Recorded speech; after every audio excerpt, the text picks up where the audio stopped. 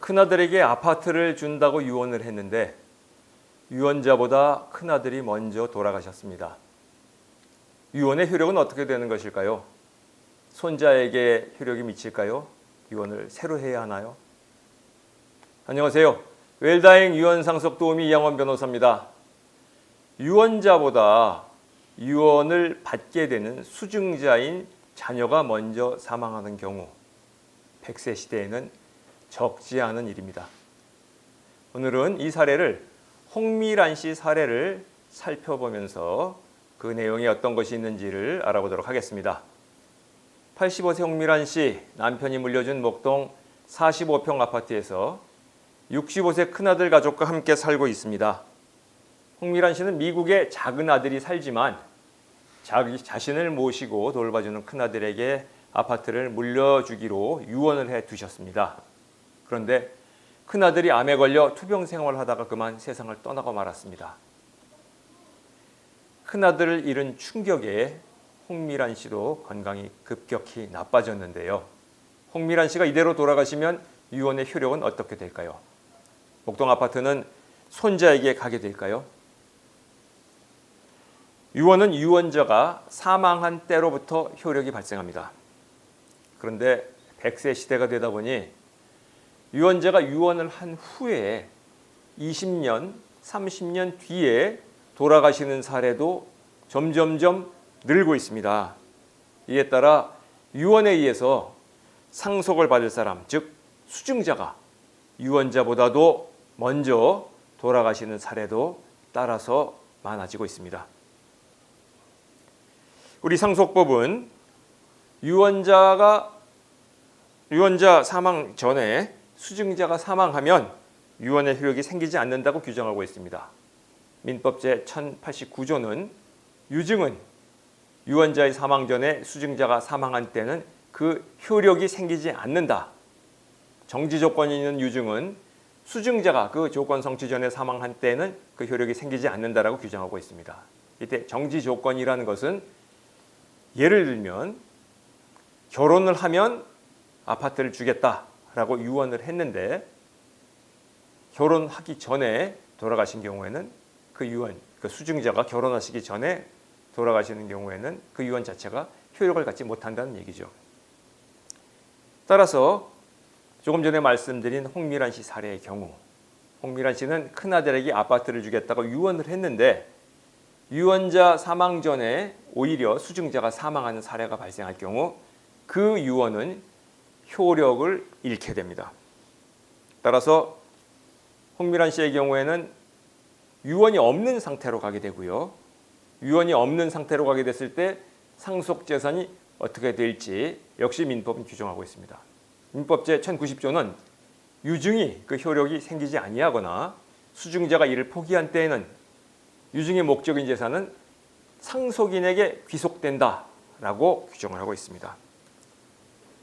유증이 무효 실효된 경우 유언으로 물려주려던 재산은 법정 상속인에게 돌아간다는 얘기죠. 이 사례의 경우 홍미란 씨는 큰아들에게 아파트를 물려주겠다고 유언을 했는데 홍미란 씨보다 먼저 큰아들이 사망을 합니다. 그러면 그 아파트는 손자에게 가는 것이 아니라 이 상태에서 홍미란 씨가 사망을 하면 유언 없는 상태, 그러니까 큰아들의 유족과 미국에 있는 작은 아들이 반반씩 갖게 되는 상황이 되는 거죠. 이것은 홍미란 씨의 뜻과는 맞지 않는 결과입니다. 이런 부당한 결과를 시정할 수 있는 방법이 있을까요? 물론 홍미란 씨가 큰아들이 사망한 다음에 유언을 새로 하면 됩니다. 이 아파트를 손자 그리고 큰 며느리에게 주겠다라고 유언하면 그 새 유언에 따라서 홍미란 씨가 사망하면 이 아파트는 큰아들의 유족에게 넘어가게 되는 것이죠. 중요한 것은 이러한 상황이 발생했을 때 홍미란 씨가 유언 능력을 갖지 못하는 경우입니다. 즉 처음 유언한 이후에 10년, 15년쯤 뒤에 유언을 받을 큰아들이 사망할 당시에 홍미란 씨는 심신의 상태가 매우 취약해져서 아파트를 누구에게 주겠다는 유언을 할 수 없는 상태가 되는 겁니다. 자, 홍미란 씨 유언장 첫 번째 유언장을 보실까요? 홍미란 씨는 이렇게 처음에 유언을 해두었습니다. 나 홍미란은 아파트를 큰아들에게 준다. 아주 간단한 유언장이죠. 그런데 홍미란 씨가 사망하기 전에 아들이 사망을 하고 홍미란 씨는 정신적인 상태가 나빠져서 더 이상 유언을 할 수 없게 되면 그러면 이 아파트는 홍미란 씨의 의지와 관계없이 큰아들 가족 반, 미국에 있는 작은아들 가족, 작은아들 반 이렇게 나누어지게 되는 것입니다. 그런데 민법에는 특별한 규정을 하나 두고 있습니다. 유증의 무효 실효의 경우에도 유언자가 그 유언으로 다른 의사를 표시하면 그 의사에 의한다고 되어 있습니다. 홍미란 씨 두 번째 유언장을 보실까요? 홍미란 씨가 처음 유언장을 쓸 때 이렇게 썼다고 가정해 봅니다. 나 홍미란은 목동 아파트를 큰아들에게 유증한다. 다만 큰아들이 나보다 먼저 사망하면 이 아파트는 큰며느리와 큰손자에게 2분의 1씩 유증한다. 자, 아까 유언장과 조금 다르죠. 첫 번째 큰아들이 먼저 사망하게 되는 경우에 대비해서 예비적으로 유언을 해둔 것입니다. 그런데 이런 예비적인 유언도 효력이 있다는 것이 우리 민법의 규정입니다. 즉 유언자가 처음에 유언을 할 때 그 유언 내용으로 먼저 수증자가 사망한다 하더라도 이 유언이 효력을 가질 수 있도록 내용을 명시해 둔다면 그에 따라서 그 유언장은 여전히 효력을 갖는다는 것이죠. 예비적 유언을 해둘 경우에 발생할 수 있는 여러 가지 복잡한 상황에 대응할 수가 있습니다.